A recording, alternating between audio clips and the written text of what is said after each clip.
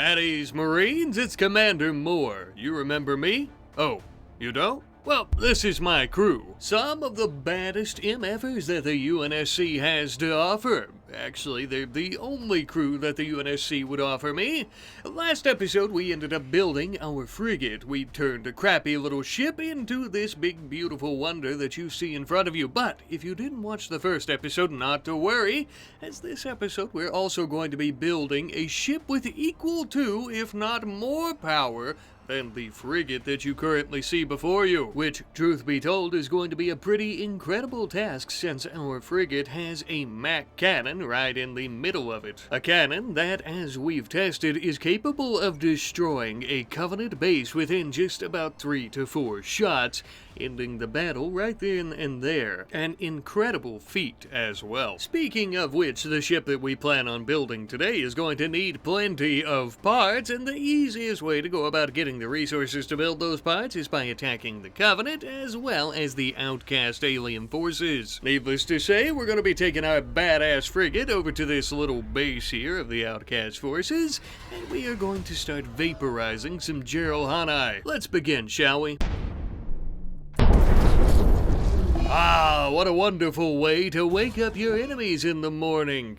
As they began to flee the area, of course the Mac cannon would target them, blasting them into a fine red mist and chunk on the ground. Ah, everybody wants to go on their great journey until it's time to start walking the path.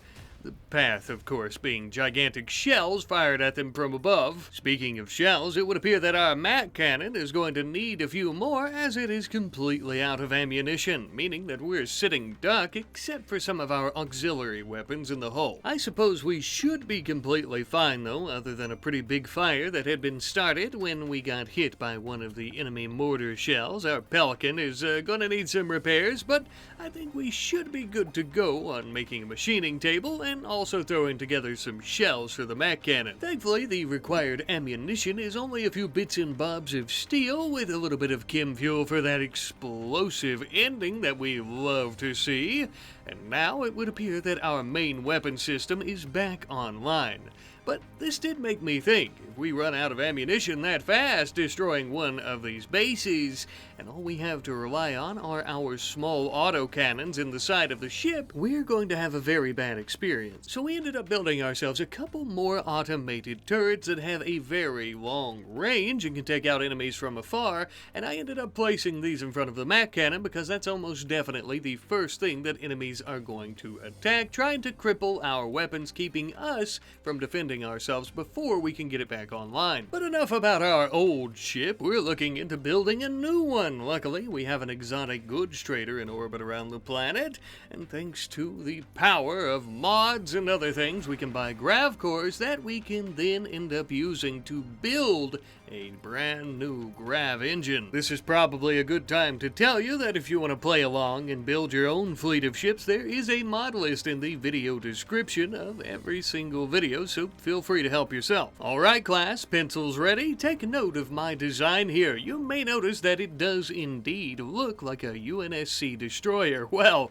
that's because it is, and that's exactly what we plan on making. Very observant of you. Now, I won't lie, in the beginning here, until we get more grav cores to build some extenders, it is going to be quite a bit smaller than your average destroyer. And by quite a bit, I mean actually a lot. Not only in its overall size, but also in its length, because we are currently at the limit of what the engine will allow, but we'll end up fixing that in the very near future. We've expended a lot of time and resources building the destroyer. I think we need to go look for more resources, things to sell, people to kill, you understand. Looks like we're going to be doing some buying and selling first and foremost, as we have a combat supplier that came from the Orbital Traders Hub after we paid them a pretty penny. Not that that expenditure is a big deal, but I just want you to know that I am using a mod to get all these traders, of course. We are going to be selling them some Covenant weaponry, as they will pay a pretty penny for it, and in exchange we can use our vast fortune to buy ourselves some more Spartan armor. As you could guess, every UNSC fleet is going to have at least a few Spartans available, and we want to ensure that we have our very own squad. And this is ours. Now, I'm not going to name them right now. I would prefer for you fine folks to leave some suggestions in the comments section as to what name you think this squad should have, because I'll probably end up giving them some rip-off name of Blue Team or something like that, so be sure to leave those comments down below. Our Spartans do not currently have augmentation, so that's something we'll need to be working on, but I think they should still be able to take out an insurgent outpost nearby. So we're going to be sending them out on a little bit of search and destroy. Now, they're going to be destroying the base, but our main task is actually going to be kidnapping many of these insurgents for rehabilitation. We are going to be making a proper destroyer crew out of some of them. If they don't die, that is. I know, kidnapping people and turning them into soldiers for the UNSC? That's such a foreign and strange concept. Right? Well, either way, that's exactly what we plan on doing. The outpost was tiny, but there appear to be just enough folks here for a decent-sized squad. We moved in and started blasting them. Unfortunately, it does seem that we went a little too hot with the weapons and we ended up killing a lot of them. Thankfully though, as they were fleeing, we would manage to get in close combat and start bashing some of their faces in, saving them from death, but also maybe disfiguring them just a little bit. Thankfully, since most of their injuries were only a few broken bones here and there and some bruising and, maybe some cracked ribs or something, it's not too big of a deal. They shouldn't get infections and we could take them back to the ship without any real issues. The outpost destroyed and many of their folks kidnapped, the real challenge begins, attempting to recruit these folks and making sure that they don't turn on us. Another issue is finding at least one other person, because 3 people cannot properly pilot a destroyer. We're going to need at least 4, and even then it would be preferable if we had a few more, but we'll see what we can do in the very near future. For now, we need to continue working on our destroyer. We're going to begin building some crew quarters for all these fine folks to stay in once we actually get them recruited, and after that we're actually going to begin working on some proper weapon systems. It's not called a destroyer because it gives out hugs and kisses. No, we needed to give out large missiles and shells and anything that can, well, destroy. To begin, our first iteration here is going to have a Hellfire Sentry, basically an automated rocket swarm turret, as well as a small Gauss cannon, basically a small mat cannon like the one that's on our frigate. The only issue is with this cannon, it has a much shorter range, meaning that will mostly be depending on the Hellfire Sentry, so I'll probably end up changing it later on. For now though, let's test out how useful it really is at the moment, and the easiest way to do this is by settling this old broken Outcast base. That way Winston Waves knows we're here and we can start summoning the Covenant to fight us. It would appear that 2 Ungoi have come, and they're actually wielding some pretty high-powered weaponry. Let's see how the destroyer does. That was a pretty good test if I do say so myself, but we're not just going to be fighting little tiny squads of Ungoi, we are going to be taking on bases with this bad mamma jamma, so definitely some improvements are in order. Either way though, defeating this wave does mean that we get a reward, and of course we would end up choosing a colonist as we needed someone to join our crew for the destroyer. Oh, speaking of which, all of those insurgents that we had taken captive, they've joined us, and they've also joined our new colonist known as Karen. Although, I think a change in name is in order for all 4 of them. We now have Wumbo Weeb, Respectful Asshole, Billiam B, and Cat Dictator. All of these names and fine folks being our rat specialist and support rat patrons. So thank you all for your patronage, and I hope that these names can maybe give you some happiness or something. In all seriousness though, I am very tickled to have all 4 of you aboard the destroyer, as you will now be the crew that operates this, albeit small, destroyer. We're still working on that part, but listen, we just now got it off the ground, okay? Not literally, of course, as we've yet to take it out on its maiden voyage, but soon, my friends, very, very soon. With both of these ships, we will easily be taking down any enemy base that we come into contact with, as well as any enemy ships if they dare rear their ugly heads, and I think it's about time that we went out and started doing some of that.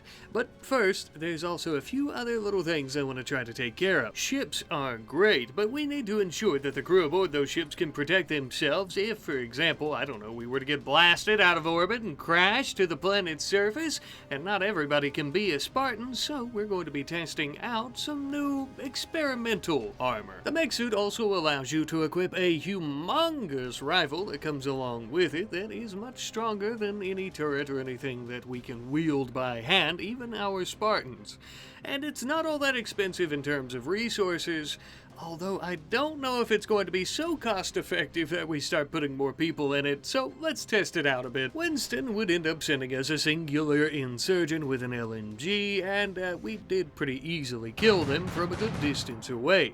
I don't know if this is on par with any Mjolnir armor, but we might send it out in a squad to just kind of see how it does and see if it's actually worth investing into more for more of our Marines to use. Now, was this just an excuse for me to kill more people and to get more rewards from Winston? Yeah, kinda. We ended up getting an Ungoy who has joined the UNSC. Oh, slow your roll now. No need to kill this handsome little lad. I know what you're thinking. How do we know he's not part of the Covenant? Well, if he is, we'll squish him like a bug. There you go. This handsome little gentleman's going to be known as Alexander Nobbs, and we're going to have him go ahead and dye his armor to an appropriate UNSC green. That way we don't mistake him out on the battlefield and accidentally blow him up with the orbital cannon. I gotta tell you, I have always loved the fucking grunts in this mod, dude. Just seeing this little Ungoy with his magnum pistol that's, you know, it has to be so much bigger than his hand. It's just, it's my favorite. Anyway, let's go kill something with our fleet of two, shall we? Finally, our frigate and destroyer flying and fighting side by side on the destroyer's maiden voyage, no less. We're landing at a nearby Covenant base. Nothing special, just basically some target practice. I really just want to see how well our ships will do against one of these when there's two of them together. But of course, once we end up killing all of these slimy, no-good alien bastards, we'll be able to take all of their gear and weapons and anything else that we find here that's left after the ashes, and we'll be able to sell it to help us continue improving the destroyer. Open fire, boys! As we pounded their base and asses like a drum, many of them would begin to flee, just like we knew they would, getting in close quarters with our frigate's defensive systems. Because we wanted to try to minimize the damage as much as possible, we sent out our Spartan squad along with our prototype mech suit to finish the job for us. As we approached their base, we would start clearing out some of the buildings, and within one of these was a large group of Sangheili zealots. Though catching us by surprise, nearly giving us a heart attack, they were the perfect test for our squad as well as our prototype armor. Until... yeah. It ended up exploding, and our Spartans were left to fend off these zealots all by themselves. Luckily, though, they were within the bubble shield, so as the zealots fled the area, all they really had to do was sit back and wait. It would seem that they were guarding a grav core, perhaps worshipping it as Forerunner technology. It does look a lot like an oracle. The good news is we can use this core to extend the destroyer and to make the necessary improvements that we wanted. The bad news is I can't find Griffith. You know, the Marine lady who was in the mech suit when it exploded? Yeah. Our Spartan team would start combing through the wreckage and beating through it and trying to get her out, essentially. She has to be in here somewhere. Eventually, though, Kenny would manage to crack it wide open, and funny enough, she was safe and sound.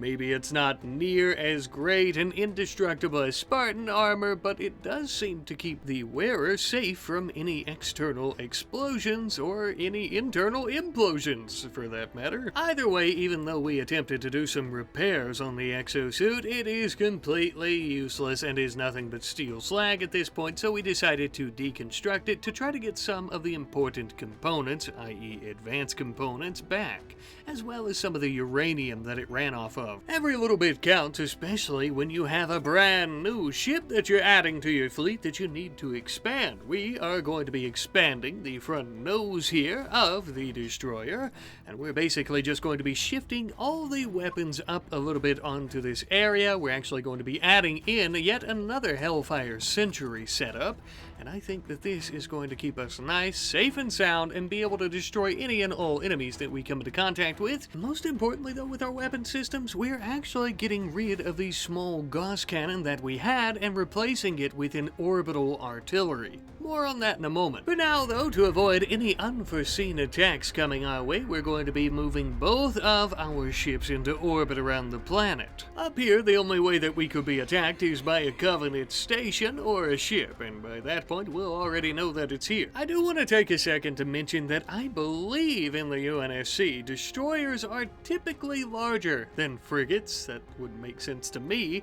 but in our case here, it would seem that, well, that's not the case. So I suppose we could just say that our frigate is a double XL frigate, and our destroyer is an XS destroyer.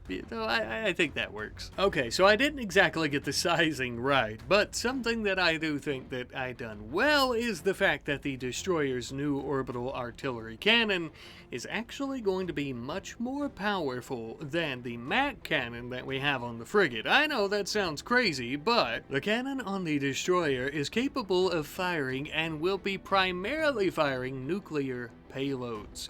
But the only issue is it must be manually targeted and shot.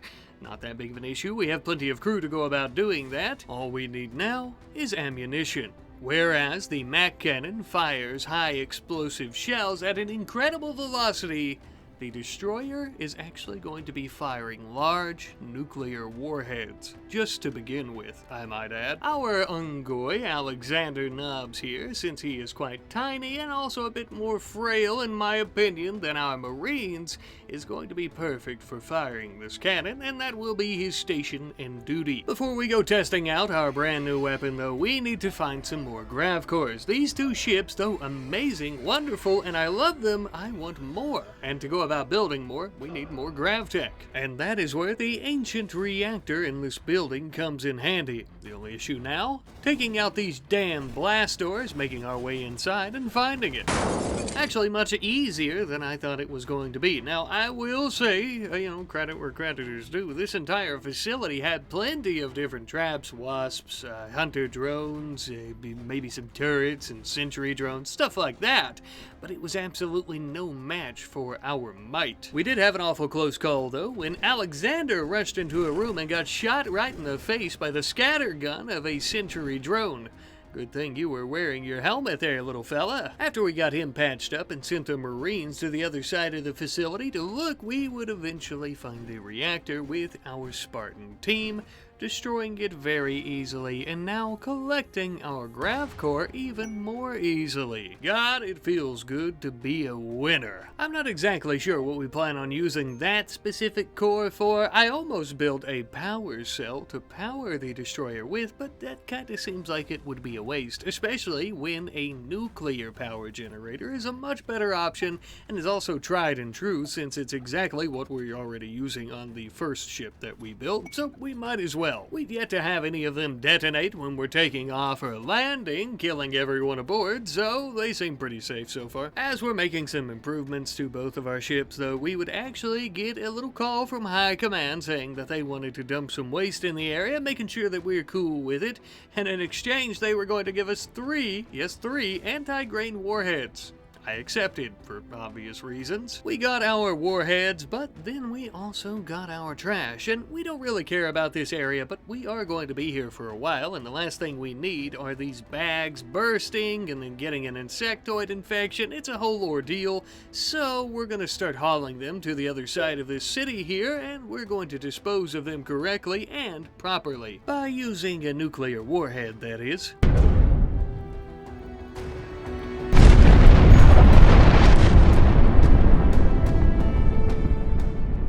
Well, that's one way to take out the trash. Good shooting there, little fella. Now just imagine if that were an enemy base. But you know what? I think we can do much better. Instead of large nuclear warheads, why don't we start using some fusion warheads? That's actually the entire reason that I even wanted those anti-grain warheads, because they are a crucial part of the recipe. And we're not just going to be firing these at any trash heaps. No, they are far too expensive and far too powerful. We're actually going to be heading to a nearby Covenant stronghold. The ultimate test for a weapon of war is on a battlefield, wouldn't you think? Yeah, so would I. Alright people, hold on to your teeth. Weapons hot.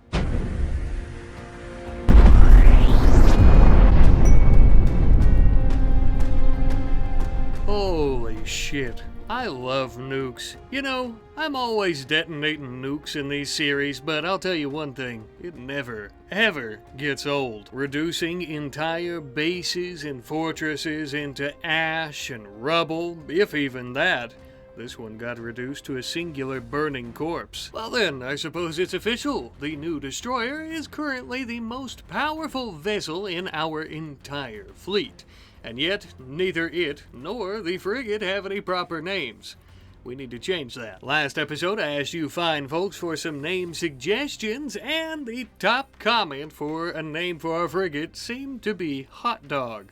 The UNSC Hot Dog, to be exact. A comment from our good friend B Notar-0, and this is actually a reference to another of our videos where we played as a Marine in the UNSC who managed to beat RimWorld and to get off the planet, and who left a donkey named Hot Dog behind, and I absolutely love it. As for our new destroyer, we have the UNSC Diamond, which is also a wonderful suggestion from you fine folks. Now, this one was technically a suggestion for the frigate, but I like it so much, and the meaning of it being built from scrap metal and other resources like that still holds true for this one. An amazing name that we can thank our good friend, the Watchful Scribe, for. Thank you to everyone who left name suggestions for ships. Please continue to do so if you'd like to, and be sure to let me know what other types of ships would you guys like to see me build. We are looking to build a proper fleet before this little mini-series or whatever this is over, so there are still a handful more that I'd like to delve into. But I suppose that's enough for one day, isn't it? One base at a time, one ship at a time, one alien covey corpse at a time. See you later.